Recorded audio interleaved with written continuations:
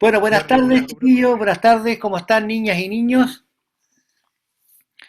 Eh, a ver, ya hemos visto varias cosas nosotros de la materia. Yo quisiera ahora que miráramos, compartiéramos un texto como que es este último, que es de comunicación y educación. ¿Ya?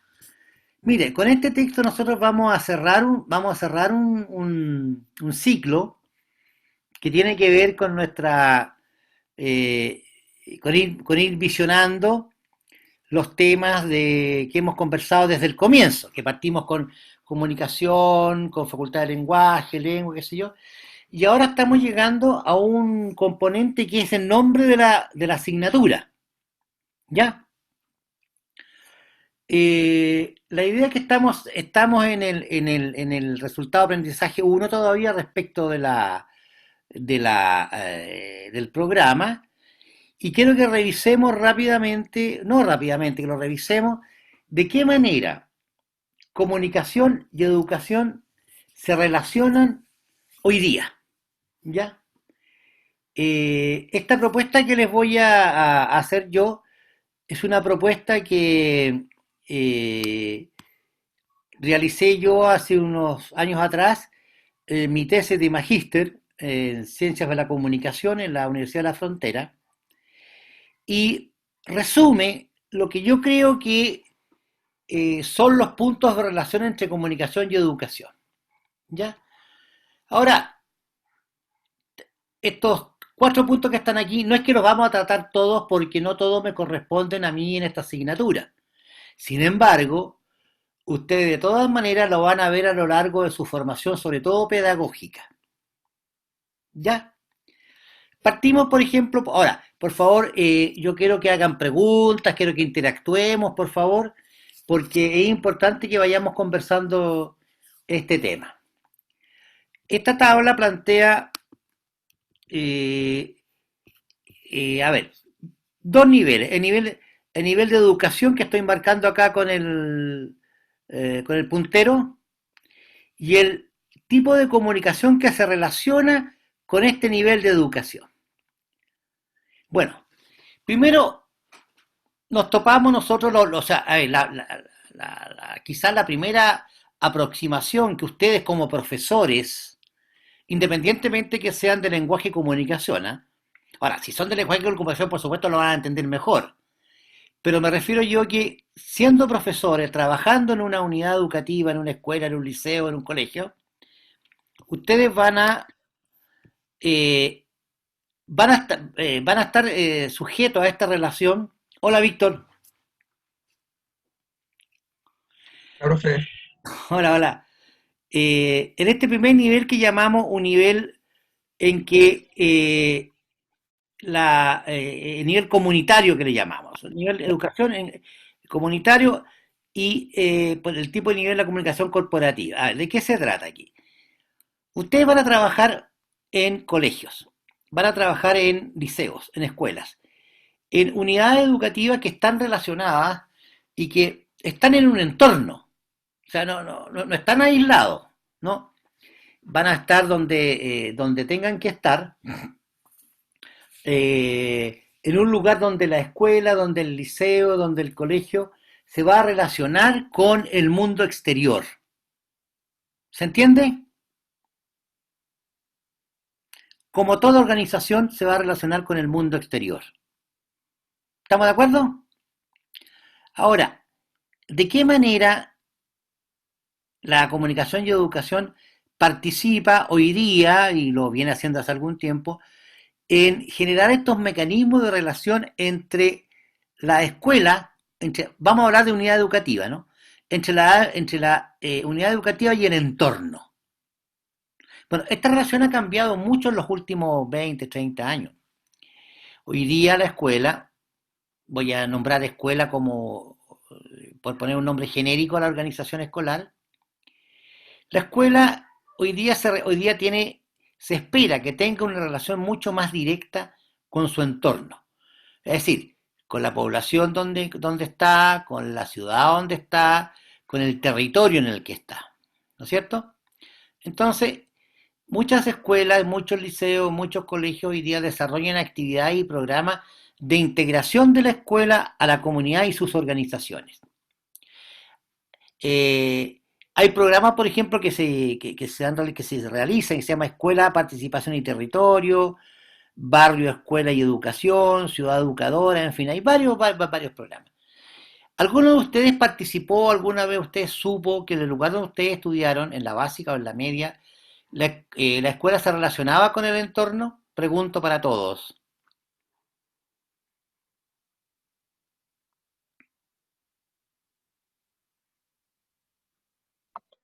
Yo creo que se relacionaba, pero de una manera implícita, ¿Cómo? A ver. que no era una relación que se viera directamente, sino que varios elementos que traía consigo la escuela hacían que de una u otra manera uno se relacionara con la sociedad, con el entorno. Uno como estudiante, dices tú, Claro, exacto. ¿ya? ¿Qué hacían, por ejemplo? ¿Qué actividades? Em, por ejemplo, es que no una actividad en sí directa, sino ¿Ya? que em, elementos que uno iba tratando en el colegio que tenían que ver con la interacción y todas estas expresiones de cambios culturales que se daban, uno las practicaba y se manifestaban en los colegios y eso mismo daba a entender de que uno se estaba relacionando con el entorno en cierta manera. Correcto. Ahora yo te pregunto si que hubo alguna acción directa, por ejemplo, que los estudiantes salieran a hacer, no sé, por algún trabajo voluntario o algunos profesores les pedían hacer actividades fuera del colegio. A eso, ¿tiene En alguna un experiencia colegio de eso? ¿Alguno de ustedes? en un colegio que estuve, que era católico, el Padre Hurtado Sí. acá en Chillán, todos los viernes tenían una actividad que se llamaba voluntariado, ¿Ya? que igual fui varias veces donde como que uno iba a darle café y pan a la gente de la calle, que vivía en la calle, como en el sector del mercado o en la línea del tren, y también íbamos a visitar como hogares de ancianos, como el que está, hay uno por Rosas, a ese íbamos casi siempre. O sea, usted empleaban esta estrategia de apadrinar. En mi colegio y con mi ¿Sí? familia hicimos eso en los hogares Ya, de menores. Eso sí. ya, o sea, el Por colegio ejemplo, apadrinaba. ¿En qué colegio, perdón? yo era, en el colegio que estoy mencionando Manuel Bulnes, pero Ya. no era para tener como tal. Con mi familia organizábamos Ah, como ya, eventos ya. hogares Perfecto. para que la gente pueda ayudar un poco. Correcto, correcto. Es que les pregunto yo porque hay muchos programas a veces que tienen que ver más allá de la beneficencia y la asistencia social. En muchos colegios se desarrollan actividades desde el punto de vista académico, ¿no? En que la gente, los estudiantes se relacionan con el entorno, ¿no? Yo quiero contarle una anécdota. Yo hace muchos años atrás, yo asesoré durante 2 o 3 años a varias escuelas de esta región y de otras, apoyando programas de precisamente de este tipo. Entonces yo me recuerdo, por ejemplo, una escuela que para mí, un recuerdo muy lindo, una escuela que está, me imagino todavía en Coronel. ¿Alguien es de Coronel? ¿Alguien conoce por ahí ese lugar? Concepción, Coronel, Lota,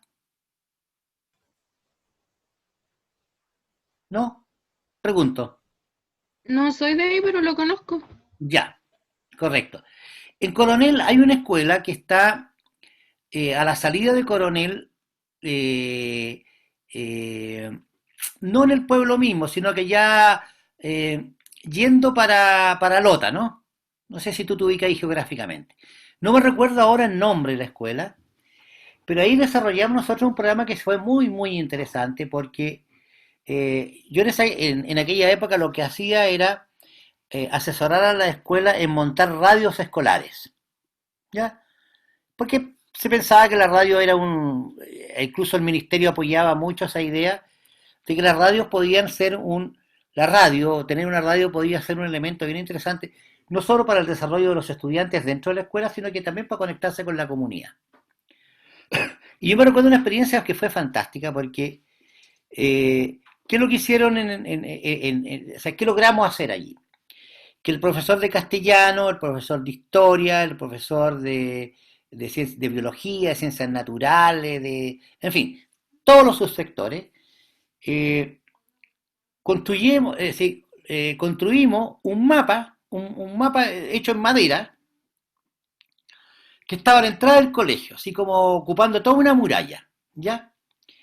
Y la comuna de Coronel tenía, habían unos clavitos, entonces decía la feria, el puerto, qué sé yo, la población tanto, el centro, es decir, colocábamos unos clavos ahí como unas cajitas en que estaban los lugares como más reconocibles de Coronel.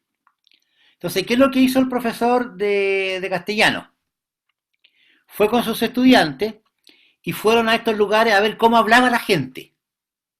¿Ah? ¿Cuál era su jerga? ¿Cuál era su léxico? ¿Cuáles eran las cosas? ¿Cómo se nombraban las cosas en la feria, en el puerto, en el mercado, qué sé yo? Entonces, eso lo que hicieron fue hacer, en aquella época, ¿no? Unas grabaciones en cassette de todos estos lugares.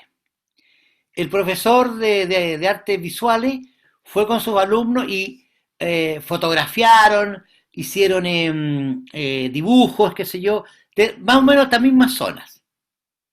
El profesor de biología fue al mercado, ¿ah? Fue al puerto, entonces a ver qué productos se hacían, cómo se llamaban, qué corvina, qué no sé qué el marisco, qué sé yo. El profe de música fue con sus estudiantes a escuchar qué música se escuchaba allí, no necesariamente qué se hacía.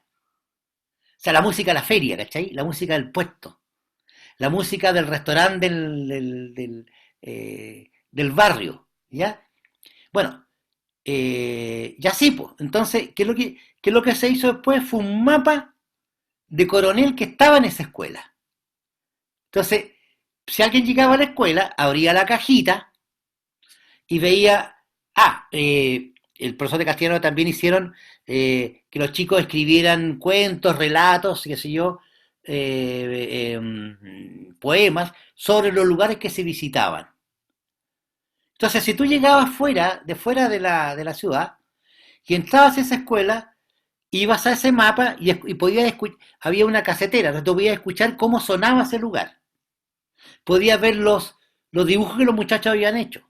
Podías ver los poemas que habían escrito, porque no solo escribían, sino que habían recogido leyendas, qué sé yo, historias de personajes del puerto, de la feria, qué sé yo.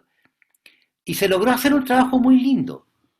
Yo me recuerdo que fue muy lindo. Yo la verdad después de eso yo perdí contacto con todo ese grupo, pero una idea que a mí me gustaría que alguna vez algunos de mis estudiantes lo pudieran hacer cuando llegaran a un colegio, a un liceo, para, para poder, además un trabajo que se puede hacer entre todos los subsectores, porque ahí trabajan todos los profes, po, de historia, de artes plásticas, de filosofía, de música, qué sé yo, y poder construir. Bueno, esa fue una experiencia que nosotros le llamábamos Escuela y Ciudad. Bueno, no es un programa, es decir, eso fue ahí nomás, pues, ¿eh? Pero es interesante, pero existen otros programas. Por eso que les digo yo que la comunicación y educación se relacionan. Un primer punto tiene que ver con el mundo comunitario, ¿no? O sea, cuando hablamos de nivel de educación, acá había la comunidad donde está este lugar. Y además hay otro tema, y que es la comunicación corporativa.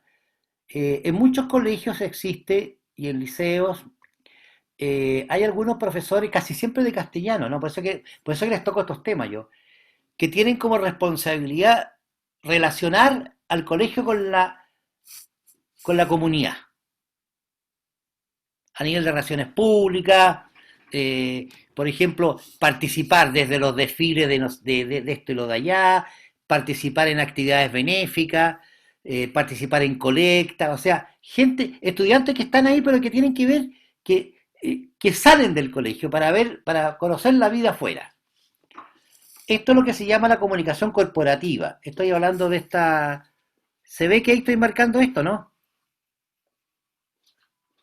Sí, ya.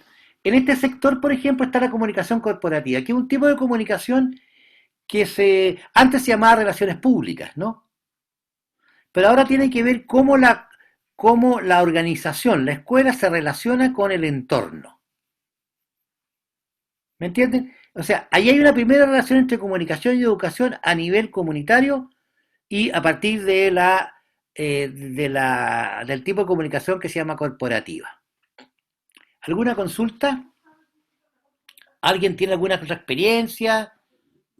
¿Alguien que haya sabido de cómo la escuela? Bueno, de hecho la escuela sirve para las elecciones, las escuelas hoy día sirven para reunir a los centros, ¿cómo se llama? A los centros juveniles, a los clubes deportivos.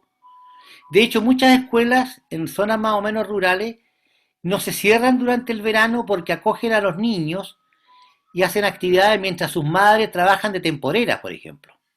Como el caso en Chillán que se da con, por ejemplo, con el Club Deportivo Ñublense y la afiliación que tiene con el Darío Sala. Ya, correcto. Exacto, exacto. Claro, ahí hay organización externa que aunan esfuerzos para desarrollar, en este caso, seguramente actividades deportivas, ¿no es cierto? Pero ponte tú, hay lugares, hay lugares rurales, que se en que la escuela ya no se cierra en el verano, o sea, no se cierra en diciembre ni se abre en marzo, sino que se mantiene abierta durante el año y muchas municipalidades en esos lugares desarrollan acciones con los mismos profesores o de otras entidades.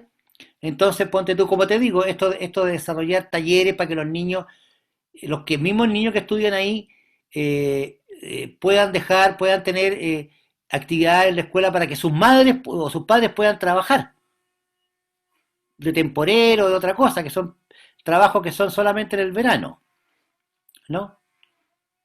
Hay lugares donde los conjuntos folclóricos de la comunidad tienen un lugar donde ensayar, donde hay clubes deportivos que ocupan las instalaciones deportivas, la cancha, qué sé yo, del colegio. A eso me refiero yo con esta relación con la comunidad. ¿Alguien tiene alguna otra experiencia que sepa o que haya vivido de esto?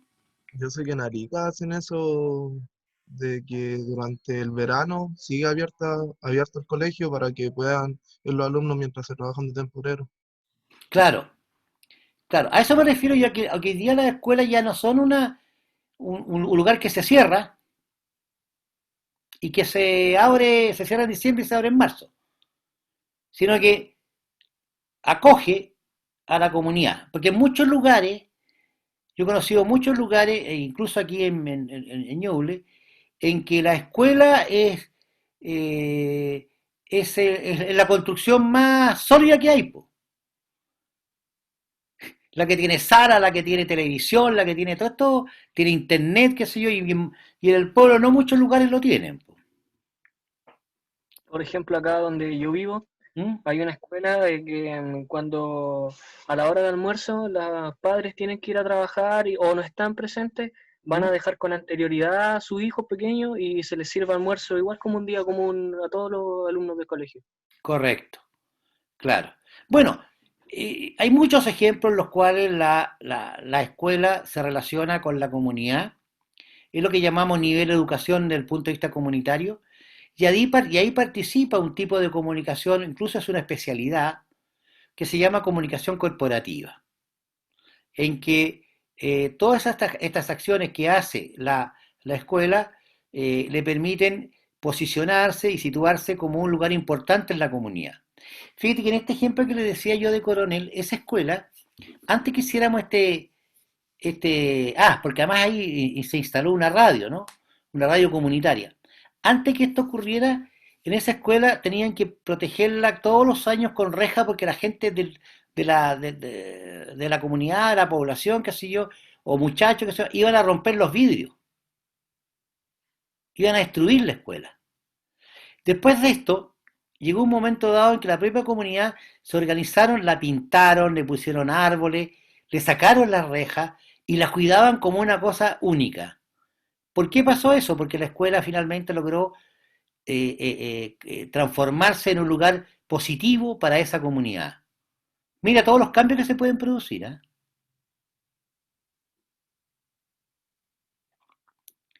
Bien.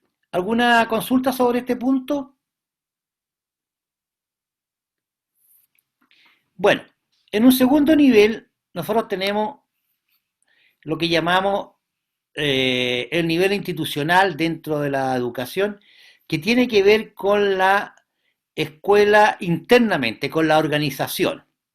Aquí existe un tipo de comunicación que se llama comunicación organizacional, que es un tipo de comunicación que estudian los administradores, la gente que estudia ingeniería comercial, la gente que estudia administración de empresas, la gente que estudia cualquier área de la administración, y que tiene que ver con la comunicación al servicio como componente importante dentro de una organización. Dentro de una escuela existe el desarrollo organizacional, las relaciones humanas. Ahí está todo un tema que ustedes van a conocer después como gestión educacional, ¿ya? Y tiene que ver también con las interacciones que se puedan establecer entre los profesores y directivos, ¿no? La administración de la información, cómo se da, el tema de la administración educacional, las competencias comunicativas laborales, ¿no? Todo eso tiene que ver con la comunicación dentro de la escuela como organización. ¿Alguno de ustedes recuerda algo así? ¿Tiene algún recuerdo vivido en su lugar de estudio? Los centros general de estudiantes. Por supuesto, claro, los centros de estudiantes. Eso tiene mucho que ver como grupo dentro de la escuela que se organiza y se relaciona, por ejemplo, con la institucionalidad de la escuela. En mi colegio habían como... nosotros en la mañana cuando íbamos a empezar la clase teníamos como una oración todos los días, ¿Ya? de media hora antes de empezar la clase. Y aparte de eso, yo creo que mis compañeros igual lo deben haber tenido como los semaneros que iban como por orden de lista y esas cosas. Correcto. O sea, la escuela se organiza. ¿Ah? En la escuela hay una organización que tiene que ver con, bueno, la dirección, la inspectoría general, o sea, tiene una organización propia de la escuela, pero hay otras organizaciones que están dentro de la escuela, por ejemplo, los GPT. ¿Sabe lo que son? Son los grupos profesionales de trabajo, que en la escuela existen. Existen los departamentos de castellano, matemáticas, ciencias, qué sé yo, ¿no es cierto? Pero también existen dentro de la escuela muchos lugares, o sea, muchos puntos de organización en los que esta comunicación organizacional tiene que ver. Ahora, yo debo adelantarles una cosa, chicos y chicas. La escuela es una organización que desde que existe, no ha cambiado nada. ¿Me creerán? O sea, la escuela sigue siendo lo que era la escuela hace 1000 años. A manera organizacional y estructural. Exactamente. ¿Cuál es el comillas negocio, el business, en realidad, como se dice en inglés, que no tiene que ver con él? ¿Cuál es la actividad propia de la escuela? ¿Qué es lo que uno conoce de la escuela como actividad propia? Nosotros, ¿qué es lo que creemos? Educar. Sí, no, pero ¿qué pasa dentro de los elementos que se desarrollan en la escuela? ¿Cuál es lo propio? ¿Qué es lo común? Lo común que se da. Que Una haya sala de interacciones clase y sociales. un profesor. Correcto. A eso. Claro. Un profesor frente a un grupo de estudiantes contándole algo que se supone que ellos no saben. ¿No es cierto? Sí. Eso es desde el origen de la escuela hasta el día de hoy. Una jerarquización. Por supuesto, y eso determina que la escuela sea una organización muy jerárquica, muy poco flexible, pero cuya actividad fundamental va a ser siempre eso. Alguien mayor contándole a gente menor algún cuento. ¿Ah? Algo de la historia, algo del lenguaje, algo de las matemáticas, algo de la biología, qué sé yo. Esa actividad no ha cambiado nada en 1000 años. Nada. ¿Quién sabe lo que pasa dentro de una sala de clases? O sea, pregunto, ¿la organización sabe lo que pasa dentro de una sala de clases? No. No. Ahora, ¿sabe lo que tendría que pasar, se supone? Claro, no. O sea, a ver, establece sus prioridades, dice, esto es lo que tiene que ocurrir, ¿no es cierto? Y se supone que eso ocurre. ¿En qué otra organización los directivos no saben lo que pasa en su empresa? En las cárceles. No, en ninguna. En ninguna organización los directivos no saben lo que pasa exactamente en cualquiera de los niveles de la organización. Sin embargo, en la escuela, ese es un lugar, un punto ciego. Eso establece, por ejemplo, que la organización llamada escuela tenga esta estructura desde siempre. Todo está fuera de la sala. La dirección, la inspección general, la Seremi, la Dirección Provincial de Educación, el Estado, el Ministerio de Educación, todo eso está fuera.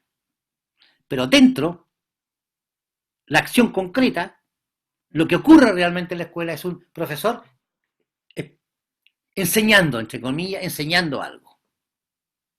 Ese hecho no ha cambiado nada desde que la escuela es escuela. Entonces, desde ese punto de vista, la organización escolar es una organización antigua.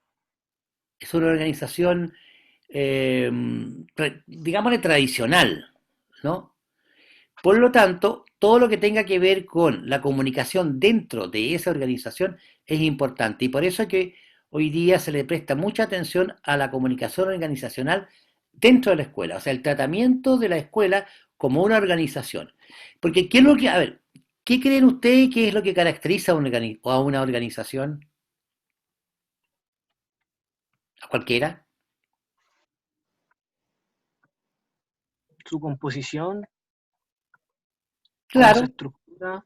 su Las estructura. ganancias que generan.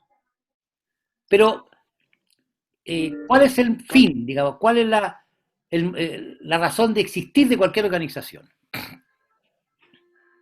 Bueno, es que igual dependerá de la finalidad, todas poseen una finalidad. Exactamente. Los Perdurar en el objetivos. tiempo. Claro, Perdurar en el tiempo y tener ganancias. claro, eso desde el punto de vista de la empresa comercial. Pero cualquier organización de cualquier tipo funciona porque tiene objetivos que cumplir. Eso es lo fundamental. Cualquier organización es para hacer algo.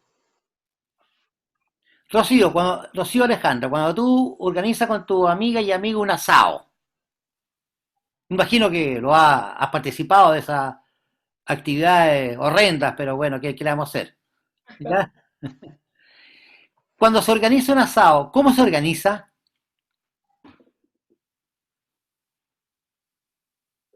Bueno, se organiza y no sé, pues, tú traes esto, yo coloco esto, nos ¿Ya? juntamos todos en esta hora, en este lugar, ¿Ya? todos aportan. Claro. O sea, un grupo de personas se unifica porque tiene un objetivo común. Y para ello hacemos... Compartir. Claro, perfecto. Y para eso contabilizamos y evaluamos los recursos. Plata, parrilla, carbón, lugar. Y esa pequeña organización logra el objetivo. ¿Cuál? Hacer el asado. Bueno, desde hacer un asado hasta un país entero vive porque está organizado. Tienen un proyecto. Hay un proyecto, hay una idea, ¿no es cierto? Y esa idea, esos fines, objetivos se llaman eso, esos objetivos movilizan a todo ese grupo para lograr ese objetivo. ¿No es cierto? Eso es lo que caracteriza a cualquier organización, cualquiera, desde hacer un asado hasta un país. En la escuela también existe eso. Hay objetivos que en este caso en la escuela están determinados por instancias superiores como los ministerios, los programas, en fin. Son instancias que están determinadas por externamente, pero se tienen que cumplir. Bueno, para que eso se cumpla, tiene que haber algo importante dentro de esa organización, que es la comunicación. Si no hay comunicación, no puede... Si no hay comunicación dentro de una organización, ¿qué es lo que no funciona?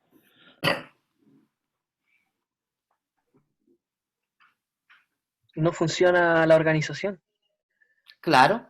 ¿Y por qué razón no funciona esa organización? porque al no existir diálogo no todos van a comprender de qué se trata y no van a apuntar todos al mismo fin. Correcto, o sea, se pierden los objetivos, no hay claridad respecto a los liderazgos, por ejemplo. Pero hay una cosa, perdón, pero hay una cosa muy grave, es que no fluye la información. ¿Te das cuenta? Sí. Si no fluye la información dentro de la organización, mira, la metáfora siempre usada, ¿no? La información es como la sangre del organismo. Si la sangre no llega a todos lados en el momento que tiene que llegar, en la cantidad que tiene que llegar, con la cantidad de oxígeno que tiene que llegar, ¿qué es lo que le pasa al cuerpo?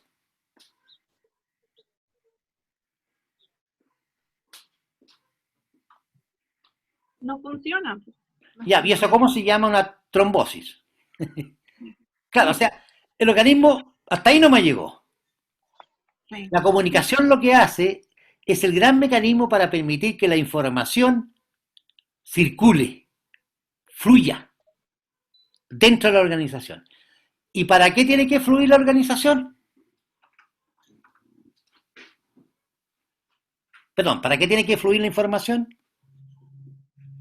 Que haya comunicación y organización. Para tomar decisiones. Claro, Paulo, tú tienes la razón, tú tienes la razón. Para tomar decisiones. O sea, ¿cómo puedo tomar decisiones yo si no sé con qué insumo? Y si no se toman las decisiones, no puedo lograr los objetivos. Pero en el caso de los colegios, ¿por qué ocurre el fenómeno de que no ha cambiado durante décadas? Porque la estructura básica de la actividad básica de la escuela, el negocio último, es que lo que ahí se produce es que el punto donde se produce el negocio central de la escuela es que alguien tiene que enseñar algo. Y ese hecho, esa acción, ese punto, no siempre está vigilado, no siempre está evaluado, no siempre está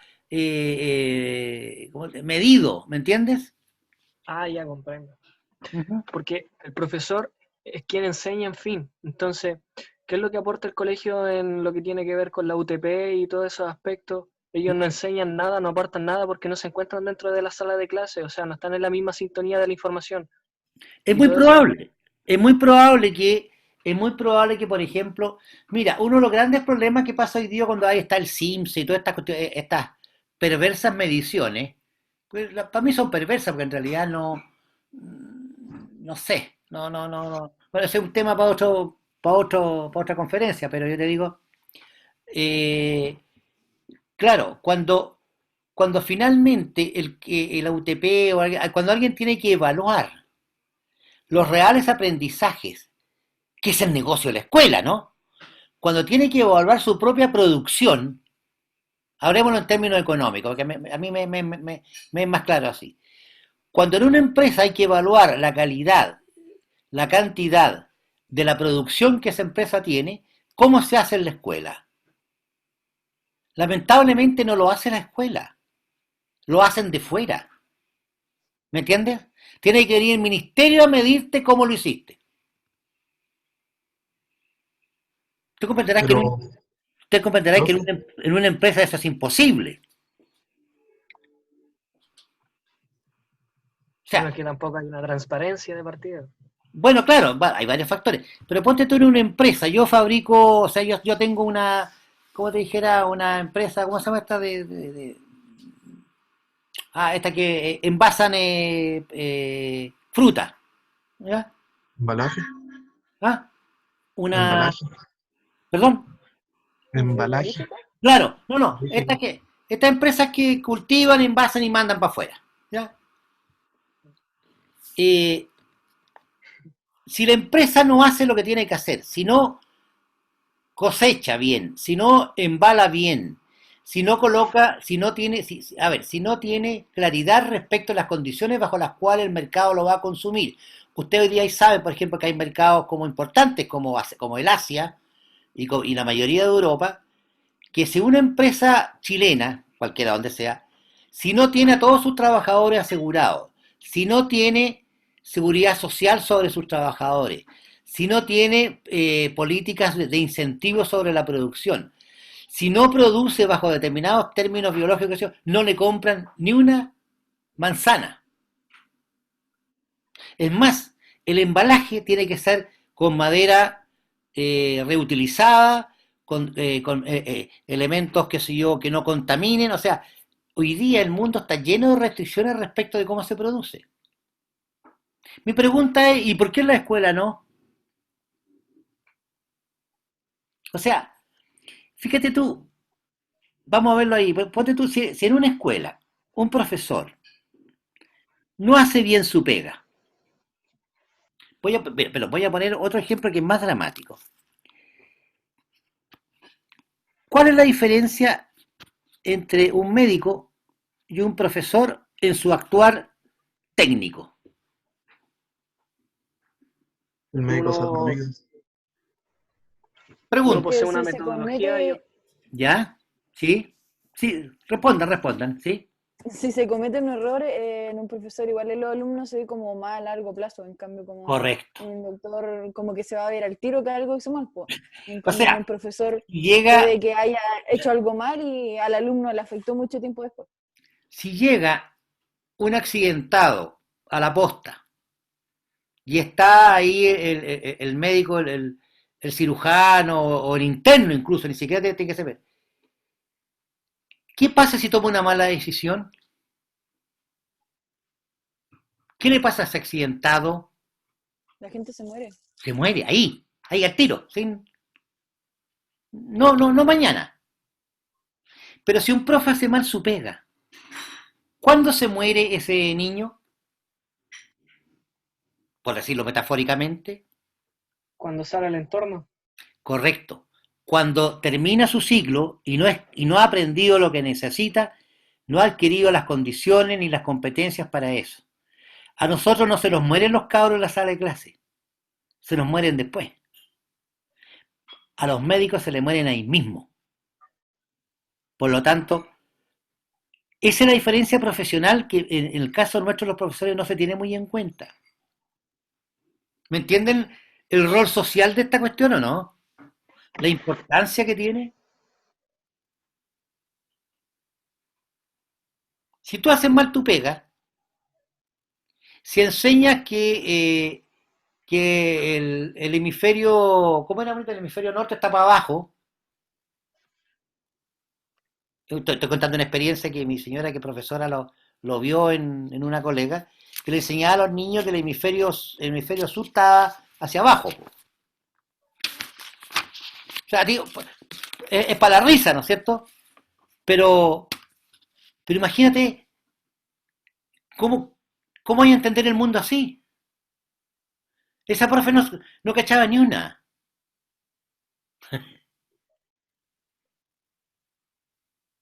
Bueno, Igual parece. tiene un problema, ¿Ah? considero que hay un problema cultural en ese ámbito por el sentido de ver una profesión más que la otra. Ah, no. No. Sí, eso es evidente. Esta anécdota que te estoy contando yo no es mía.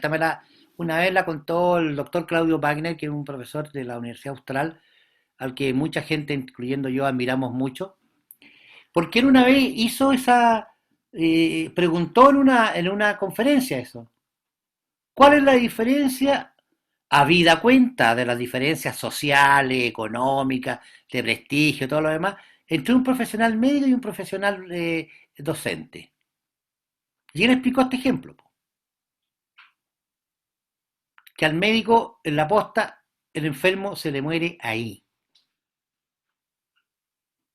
porque no supo, porque no pudo, porque su preparación no le dio para resolver el problema ahí y le aplicó mal una cosa, no sé. Po. Sí, pero a nosotros los profes, los cabros se nos mueren después, se nos mueren culturalmente, socialmente, ¿me entienden? Es una gran responsabilidad, pues chiquillos, ¿no les parece? No es broma ser profe, no es menor. ¿Estamos, no? Bueno, ya parezco que como que me subo al púlpito para... es que yo soy muy fanático de los profesores, por eso me pasa eso. Bueno, En la institución, entonces, está, a nivel educacional está la institución, que es la escuela, eso que está ahí. Escuela, por favor, entiéndase el liceo, institución educacional en realidad. Y ahí existe la comunicación organizacional, que es el mecanismo que permite que la escuela funcione porque hace transitar la información que es necesario para la toma de decisiones. Y la toma de decisiones es fundamental para lograr los objetivos de la organización. ¿Estamos? ¿Sí? ¿Alguna duda? ¿O están todos en desacuerdo o nadie? Nosotros como futuros profesores, ¿cómo podríamos cambiar esa estructura? Es que no es cambiar la estructura, es saber lo que te estoy diciendo, es saber lo que yo te estoy contando ahora. Que en la escuela se requiere comunicación organizacional. En la escuela, o sea, tú tienes que ser un profesional que aparte de saber matemática, aparte de saber biología y aparte de saber sujeto y predicado, tienes que ser un profesional que entiende que esa organización funciona porque tiene que haber comunicación interna. Eso es lo importante. Y cuando te toque ejercer un cargo que tenga que ver con la administración, sea directora, subdirectora, jefe UTP o lo que sea, tienes que tener claro desde ahora, desde hoy día a esta hora, que el día de mañana tú vas a tener que ser un profesional que se forme en esto, que tenga claro cómo se circula la comunicación, que los escritos estén bien hechos, que los mensajes estén claros, ¿no? Que las reuniones que existan estén bien informadas, que se tomen y que las decisiones que se van tomando tengan información de buena calidad. Eso es importante. Más que cambiarlo, ¿cierto? Aquí no hay nada que cambiar. Yo creo que esto tiene que hacerse funcionar nomás. Ahora, lamentablemente nosotros no vamos a ver todo esto porque yo estoy mostrando un panorama que en realidad nosotros vamos a ver acá, el cuarto punto nomás. Bueno, me gustaría alguna vez hacer un curso de eso, pero ya va a ser en otro minuto, un electivo. Algo más sobre comunicación institucional y, perdón, sobre el nivel educacional, perdón, el nivel institucional en educación y el nivel organizacional en comunicación. Bueno, ustedes lo irán aprendiendo después, ¿eh? Estos temas seguramente ustedes los van a tratar cuando en la formación pedagógica. No conmigo, digamos, sino que más allá. Bueno, vamos más particular. El nivel áulico, la comunicación pedagógica. ¿Qué pasa en el aula? Lo que decíamos recién. Estas interacciones entre profesores y estudiantes, la construcción de los aprendizajes y los sentidos en la sala de clases. Finalmente, ¿qué es lo que van a enseñar ustedes? Y todos los profes, no me refiero a ustedes como profe castellano. 17 horas. El plan de estudio que se nos entregue, que yo tengo entendido, cada año se entrega como los libros que se tienen que leer Sí. por colegio. Eso. Pero mira, veámoslo a nivel de competencias, de capacidades, de destreza, de información. ¿Qué es lo que enseñan los profes de lenguaje o de lenguaje y comunicación? Habilidades comunicativas. ¿Cómo? Habilidades comunicativas. Por ahí va la cosa, correcto, muy bien. Competencia, digamos, ¿ah? O sea, en el fondo, ustedes como tipo de profes, lo que van a tener que hacer, su pega va a ser el desarrollo, la optimización, la generación, la creación de las competencias comunicativas de sus estudiantes. Esa va a ser su pega. Ahora, para eso van a aprender comunicación, literatura, lenguaje, que sé, todo lo que más quieran. Pero ustedes no van a enseñar literatura, ni van a enseñar comunicación, ni van a enseñar lingüística. Van a utilizar esos aprendizajes, esos conocimientos para desarrollar en sus estudiantes la capacidad comunicativa.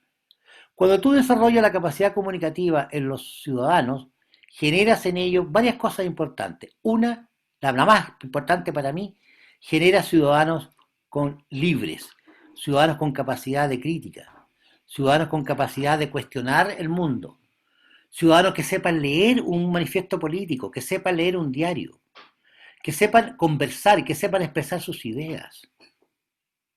Eso es lo que tiene que hacer un profe castellano. Construir la competencia comunicativa de sus estudiantes. Ese es Estaba su... pensando, ¿Sí? estaba pensando en un ejemplo que a mi parecer es perjudicial con respecto a lo que hacen los colegios, que es el desarrollo de esta evaluación acerca de la velocidad lectora, porque así le llaman, ¿Claro? donde se prima más el hecho de leer rápido a que comprender, y ese es uno de los fenómenos que más adelante se desarrollan cuando uno sale del colegio, que dicen que los alumnos y los jóvenes de hoy en día saben leer, pero no comprenden lo que leen. O sea, a ver, leer, leer tiene 6 etapas. O sea, la comprensión lectora tiene 6 niveles. ¿Ah? Yo no sé si no es el tema que lo veamos ahora, pero hay 6 niveles, desde un nivel muy básico que es saber reconocer las letras hasta el último nivel que es la inferencia. O sea, saber leer es como las competencias comunicativas, como decíamos antes. Claro, tiene un nombre, tiene un título, pero está lleno de otras competencias más pequeñas que forman la competencia comunicativa. Leer implica una actividad bien compleja que tiene niveles de lectura. Ahora, leer más rápido no significa leer mejor, eso está claro. Sí. Pero bueno, son las distorsiones, oye, del sistema, po, ¿no? Es como los norteamericanos que se van en la volada del deletreo. Tú sabes que hay competencias nacionales en Estados Unidos de deletrear palabras. Claro, eso es como un hobby, ¿no? Pero te digo, no, eso no hace que la gente entienda bien el concepto. Bueno, chicos, en el aula ustedes se van ahí, o sea, ahí finalmente, ahí está el negocio finalmente de la educación. En la capacidad de construir aprendizajes y sentidos en el aula. Eso es lo que van a tener que hacer ustedes respecto de qué? De la competencia comunicativa. Ahora, hay otros profes, ponte tú el profe de biología o de ciencias naturales. ¿Qué competencia tiene que desarrollar él? ¿Cuál le tocaría?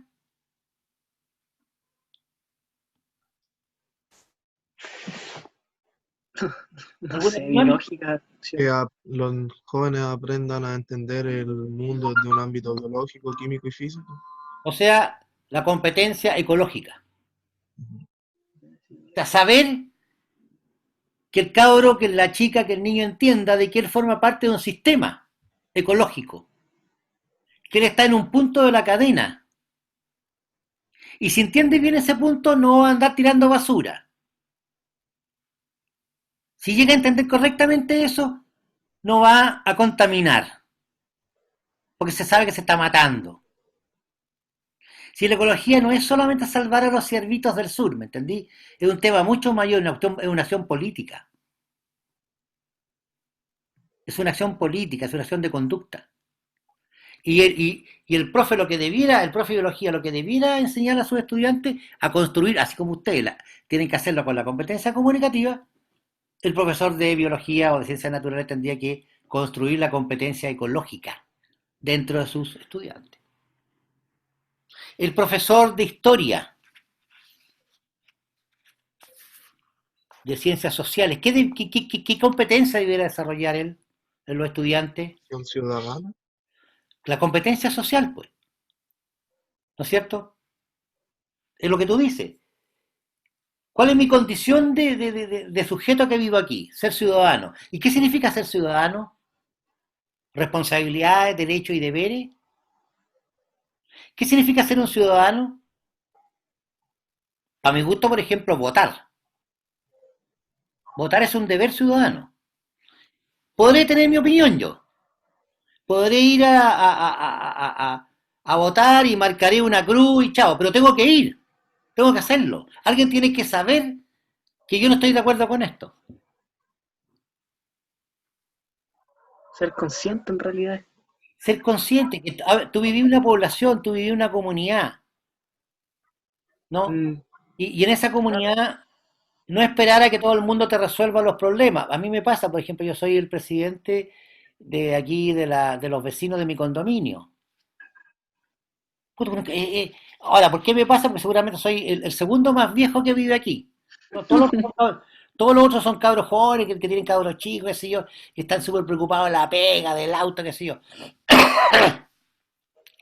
Pero cuando hay que arreglar las plantas, cuando no viene el jardinero y yo salgo a regar y todo, chuta, a ver, ¿por qué lo hago? Porque yo quiero vivir en un ambiente que me gusta, pues, un ambiente que no quiero que se me sequen las plantas que están acá. No son mías, son de todos. Pero ¿por qué voy a esperar que se sequen? ¿Por qué? A ver, si puedo ir a regarlas. ¿Me entendí?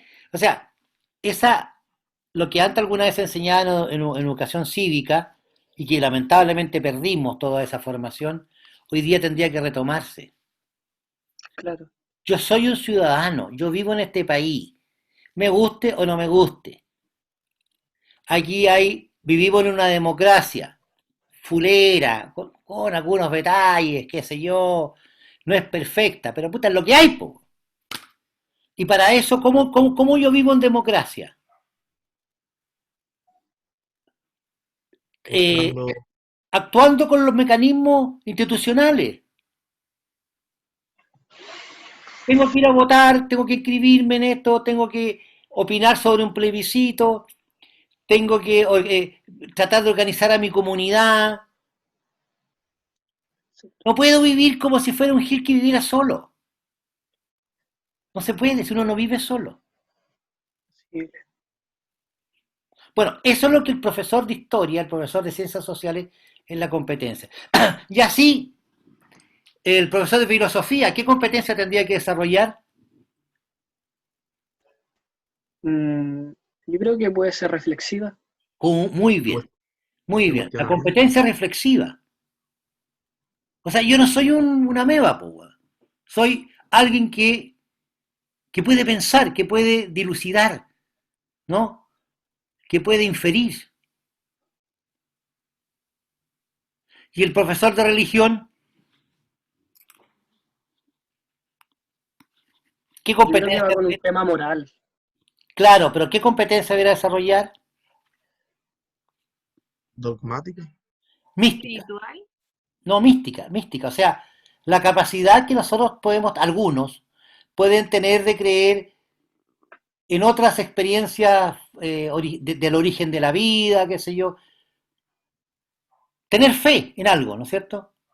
Mm, Aunque muchos, como yo, somos agnósticos, no, no somos religiosos en el sentido de que no estamos, yo por lo menos no estoy adscrito a ninguna confesión, pero eso hay que creerlo, po. Bueno, y así todo. Por último, chicos, a nivel curricular, la comunicación, y aquí ya entramos en el negocio nuestro, ¿no? Es aquí donde nosotros vamos a trabajar con las formas de comunicación oral, escrita, audiovisual, con los medios y productos mediáticos de prensa, radio, televisión, con las técnicas de comunicación como periodismo, publicidad y con semiótica mediática. En este último nivel curricular es donde se va a desarrollar las asignaturas que tenemos en esta línea. De hecho, el próximo semestre vamos a trabajar con los medios de comunicación, al subsiguiente vamos a trabajar con las técnicas de comunicación social, después vamos a trabajar con la comunicación audiovisual y así sucesivamente. Nosotros vamos a seguir en esta línea el currículum de formación. Estas otras relaciones entre comunicación y educación, ustedes las verán en otras asignaturas probablemente, dentro de la carrera, dentro de la especialidad o dentro del ramo o dentro del área de la formación pedagógica. Y aquí relacionamos el currículum con la comunicación social. ¿Alguna consulta?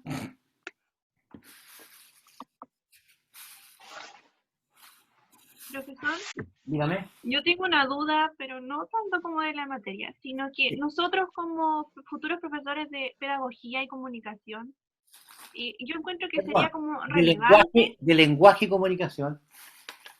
sí, sería como relevante también aprender el lenguaje de señas, poder comunicarnos más que allá de las palabras, lo verbal, también como aprender de diversas maneras, pues el lenguaje de señas, la inclusión con los demás niños, diferenciales. Sí, bueno, eh, mm, mm, mm, Yo durante los últimos, a ver, yo tuve 4 años a cargo de la Dirección de Desarrollo Estudiantil aquí en Chillán, y aquí existe, bueno, existe el PST, el Programa de Inclusión de Estudiantes en Situación de Discapacidad. Y nosotros logramos desarrollar bastante este departamento que hoy día está funcionando muy bien, porque hay unos, gente muy joven y unos profesionales, pero uy, cabros lindos, oye, de primer nivel. Y ellos han desarrollado durante mucho, bueno, no mucho tiempo, cursos selectivos de lenguaje de señas. Así que cualquier estudiante podría, en cualquier momento de la carrera, tomar estos cursos, porque se entiende que dentro del punto de vista de la inclusión, nosotros nos vamos a encontrar cada vez más en el sistema educativo formal con estudiantes en situación de discapacidad.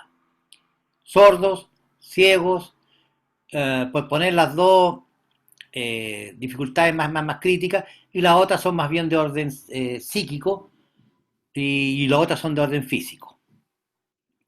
Pero es cierto, ¿no? Si debiera ser, a ver, nosotros como profesores de comunicación tendríamos que tendríamos que saber el alfabeto Morse, tendríamos que saber el lenguaje de señas, tendríamos que saber otro idioma. O sea, hay muchas cosas que tenemos que saber, ¿no? Pero cuando esto se normalice, espero que tú puedas acceder a estos cursos que se da dentro de la formación integral, que es el lenguaje de señas, que durante varios 2 o 3 años más y ya se realizan todos los semestres. ¿Ah? Ya, sí, yo iría a todos Oye, esos talleres. sí, no, es que mira, busca tú en la DDE, Dirección de Desarrollo Estudiantil, DDE, PSD, PIESDI, PSD. Ya, ahí, en ese programa tú vas a encontrar toda la información. De hecho, ahora estaban dando unas charlas sobre el origen del sistema Braille, sobre el origen del sistema de señas. Están en internet, o sea, están dentro de la programación que está generando el PSD. Para que te metas a DDI y veas todas las, porque hay muchas actividades que se están desarrollando. ¿Ah? Algunas de esas te pueden interesar. Ya, profesor. Bien, ¿alguna consulta?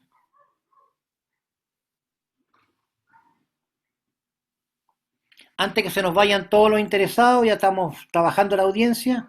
Ujú. Chicos, revisen esto, perdón, a ver, déjame bajar esto. Aquí está explicado, ¿no? Ahí está explicado lo que comentamos, ¿no? De qué se trata cada nivel para que ustedes lo, lo tengan ahí. Acuérdense que esto forma parte del mapa conceptual de lo que tienen que hacer de primero o segundo nivel. Ahí no me acuerdo mucho, pero es información importante. ¿Alguna Profesor, duda? Dígame, pero Valentín. este apunte es para el mapa conceptual del RA2 o lo agregamos al La 1. 2, porque Ah, ya. me parece que está dentro, sí. A ver, es el único punto que está en el RA2, me parece. Ya, Voy a chequearlo, pero me parece que sí. ya. Muchas gracias, profesor. Ya. ¿Alguna consulta, muchachos? ¿Alguna otra? Revisen esto y conversamos me envían información por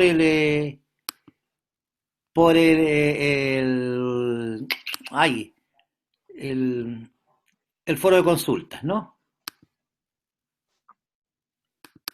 ¿Sí? Sí, profe. Ya, ¿alguna duda o llegamos hasta aquí? Ya, chicos, nos despedimos entonces. Que estén muy bien. Chao, profe. Muchas gracias por su atención. No, Chao, profe. profe. Gracias Chao, por la profe. clase. Chao, Chao, chao. buena Chao, tarde. buena Gracias, Muy que bien. tarde. esté bien. Chao, chao. Descanse. Cuídese, Gracias. salud a los gatitos. Ya. Chao, chao. Que la fuerza esté con usted. Adiós. Grande, vale.